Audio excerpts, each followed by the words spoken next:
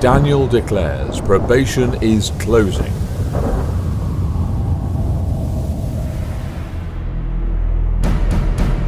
Students of prophecy have always known that the books of Daniel and Revelation are heaven's gift to reveal the future to those living at the end of the world. The closing verses of Daniel 11, with its talk of a king of the north and a king of the south, has long been presumed to occur in the future. Now, increased light has revealed that all of the prophecies contained in Daniel 11 are not future incidents, but rather are events that have already occurred. This means that probation for some could be closing in the next few months. 1. The King of the North. 2. The King of the South. 3. The Willful King. Daniel 11 lays out a series of events that culminate in a time of trouble such as never was since there was a nation even to that same time. The action begins with a willful king who does battle with the king of the south and later the king of the north. And the king shall do according to his will, and he shall exalt himself and magnify himself above every god, and shall speak marvelous things against the God of gods, and shall prosper till the indignation be accomplished, for that is determined shall be done. Neither shall he regard the God of his fathers, nor the desire of women, nor regard any god, for he shall magnify himself above all. But in his estate shall he honor the God of forces, and a God whom his fathers knew not shall he honor with gold and silver and with precious stones and pleasant things.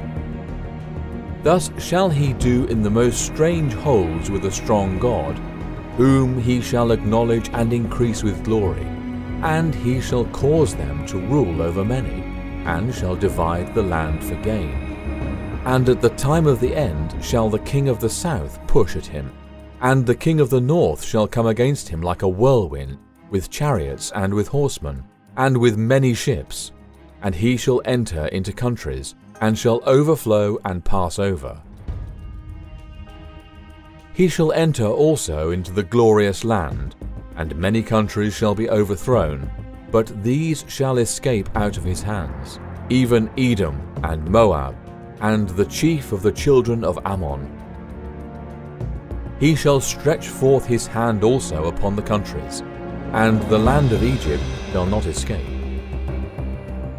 But he shall have power over the treasures of gold and of silver, and over all the precious things of Egypt, and the Libyans and the Ethiopians shall be at his steps. But tidings out of the east and out of the north shall trouble him. Therefore he shall go forth with great fury to destroy, and utterly to make away many. And he shall plant the tabernacles of his palace between the seas in the glorious holy mountain. Yet he shall come to his end, and none shall help him.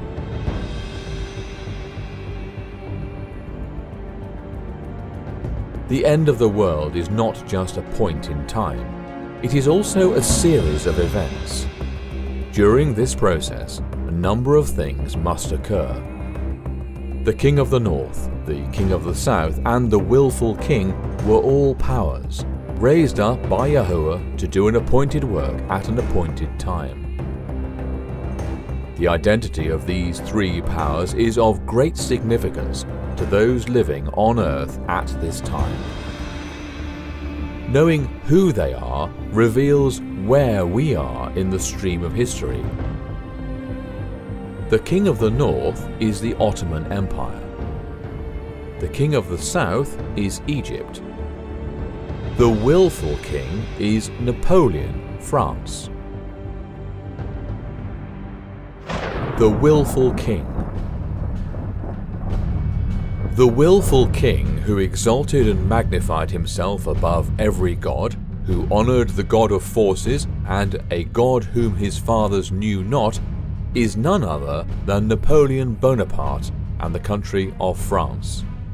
Napoleon was raised up by Yahushua to act an important part in closing events. On February 20th, 1798, General Louis-Alexandre Berthier, acting on Napoleon's orders, took Pope Pius VI a prisoner. This was an incredibly audacious act, one unheard of and completely unprecedented up to that time. Kings had trembled at the displeasure of popes. Despite being Holy Roman Emperor, Henry IV had knelt in the snow for 3 days before Pope Gregory VII would forgive him for calling the Pope a false monk and a usurper. Napoleon did more than sling words. He actually took the Pope prisoner. This daring move marked the end of 1,260 years of papal domination, prophesied by Daniel. And he shall speak great words against the Most High, and shall wear out the saints of the Most High, and think to change times and laws. And they shall be given into his hand until the time and times, and the dividing of time.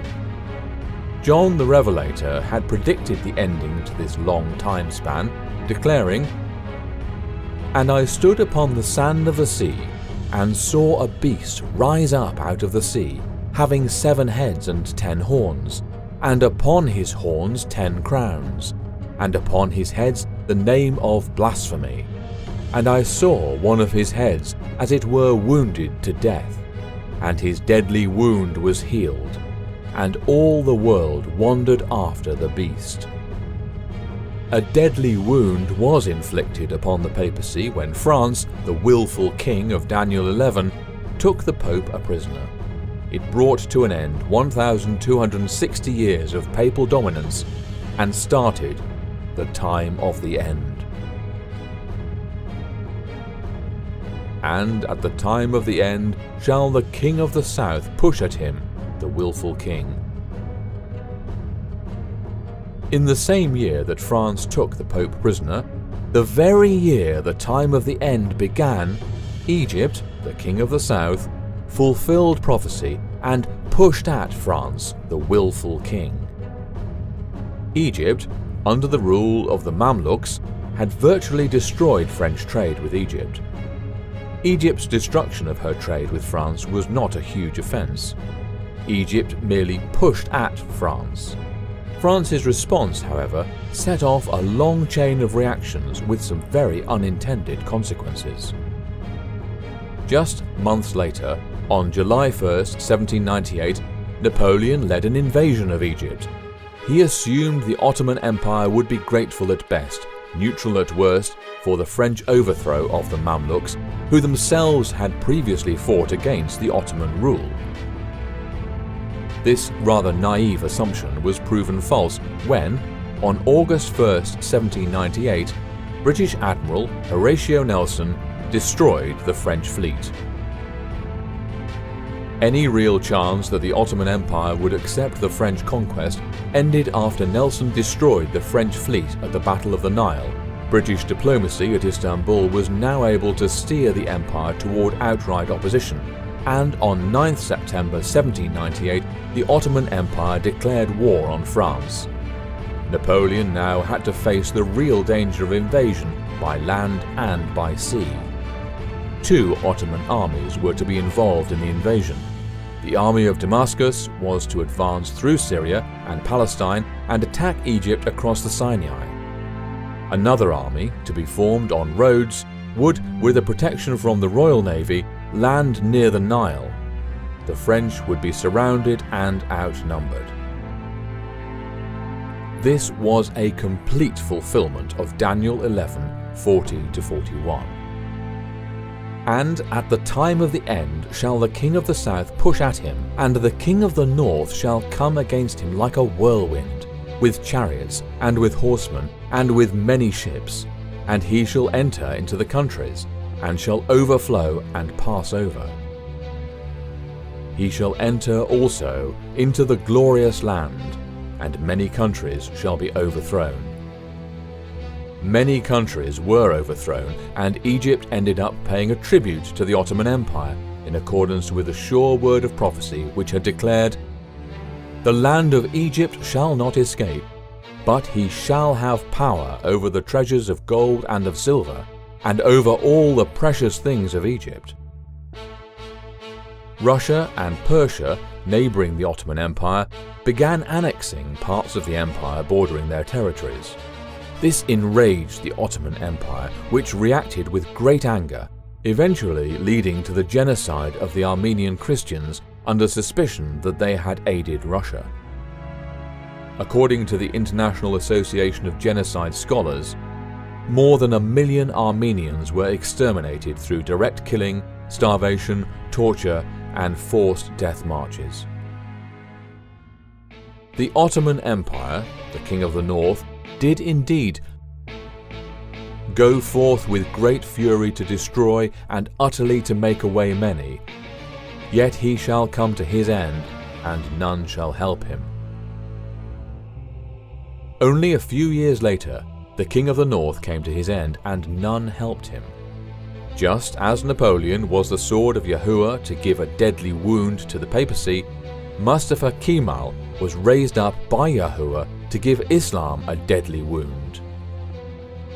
Kemal was a war hero in the Turkish War of Independence, driving the British, French and Greeks from Turkey. Kemal used his popularity to establish the Republic of Turkey and was its first president. Kemal was a brilliant strategist and a skilled statesman. He wanted to modernize Turkey, and he did this by divorcing her from the Islamic religion that had been an integral part of the Ottoman Empire. Kemal and his associates started to publicly question the value of religion and held the view religion was not compatible with modern science and secularism was imperative for modernity. Thus, Kemal's regime began step by step to implement the Kemalist ideology with a radical reformation of the Turkish society with the aid of modernizing Turkey from the remnants of its Ottoman past. One of the first things Kemal did was to abolish the Ottoman Sultanate and transform the Caliphate into a mere figurehead. The Caliphate had existed since the death of the Prophet Muhammad and was revered as a religious authority by Muslims in many different countries. Within a year and a half of eliminating the Sultanate, Kemal abolished the Caliphate as well. The incredible reforms initiated by Kemal were very far-reaching and were completely unprecedented. No Muslim in a Muslim country had ever brought about such reforms. To name just a few of the reforms Kemal propagated, the constitution of the Republic of Turkey was changed so Islam was no longer the state religion. Sharia law was replaced with European legal codes. Women's hijabs were ridiculed and banned from all public buildings. The solar Gregorian calendar replaced the lunar Islamic calendar. Religious schools were closed. The Ministry of National Education oversaw all religious instruction. The government seized over 70,000 mosques and restricted the building of new ones. The confiscated mosques were converted to museums or were used for secular purposes. The government appointed muftis and imams and kept oversight of them. The Muslim call to prayer was banned in Arabic. Henceforth it must be made in Turkish. The weekend no longer included Friday, the traditional Islamic day for prayers. Instead, the weekend followed the European example of having Saturday and Sunday for days off work. All of these reforms worked together to effectively erase Islam from the lives of the everyday Turks. Despite the best efforts of religious-minded Turks to preserve their heritage, language and religion, the government's pressure to adopt secular ideas was too much. For over 80 years, Turkish government remained vehemently secular. Attempts to bring back Islamic values into government have been met with resistance by the military, which views itself as the protector of Kemal's secularism. Like the papacy before it, the Ottoman Empire and Islam in general had received a deadly wound at the very time prophesied in Daniel. the king of the north had come to his end and none helped him. The very next verse is of staggering import. And at that time shall Michael stand up, the great prince which standeth for the children of thy people, and there shall be a time of trouble, such as never was since there was a nation, even to that same time. And at that time thy people shall be delivered, every one that shall be found written in the book. At what time? When the king of the north came to his end. At that time the time of trouble began. 1922 was an extremely important and significant year in the stream of prophetic history. In 1922, the Ottoman Empire, with its influence over all of Islam, was ended. The king of the north had come to his end with none to help. In that very same year, Pope Pius XI ascended the papal throne. Almost to the very day, 7 years later, Benito Mussolini and Pope Pius XI signed the Lateran Treaty. The Lateran Treaty recognized papal sovereignty over the Vatican City and secured full independence for the Pope. The treaty gave the city of Rome a special character as the center of the Catholic world and place of pilgrimage. For the first time in history, the Pope held an overtly political position. He was the King of Vatican City. At the very time the King of the North came to his end, the time of trouble began when the papacy's deadly wound was healed. When the deadly wound was healed, the count of the 8 kings spoken of in Revelation 17 verses 10 to 11 began. There can be no doubt that the fall of the Ottoman Empire in 1922, dovetailing with the start of the count of the 8 kings, perfectly fulfills Daniel 11 verse 45. The time of the end began in 1798 when the papacy received a deadly wound.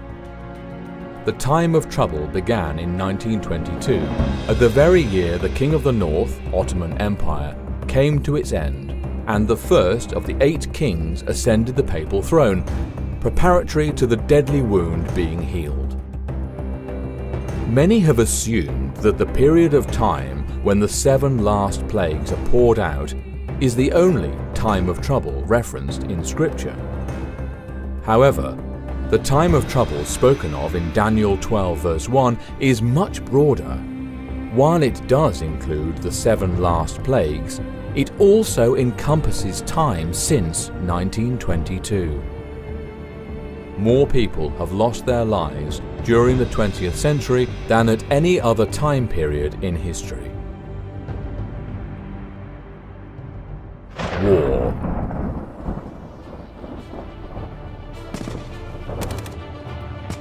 World War II killed more people, about 60 million, destroyed more property, disrupted more lives, and probably had more far-reaching consequences than any other war in history.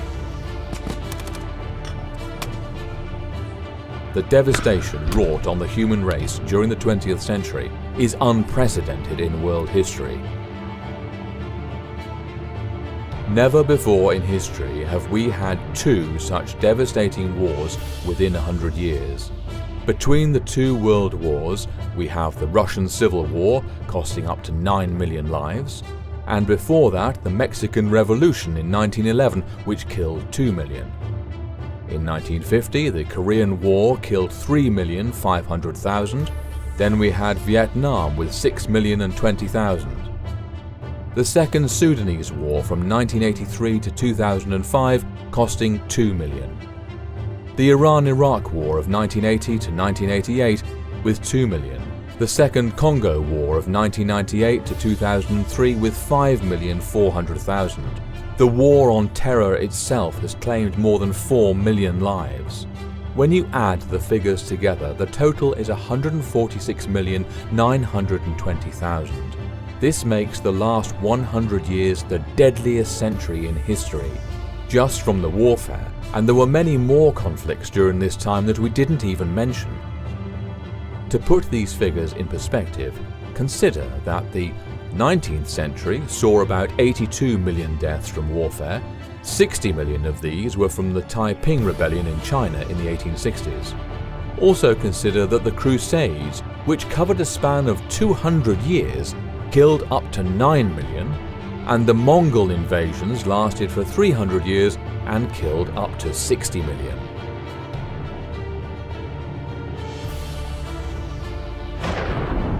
Famine.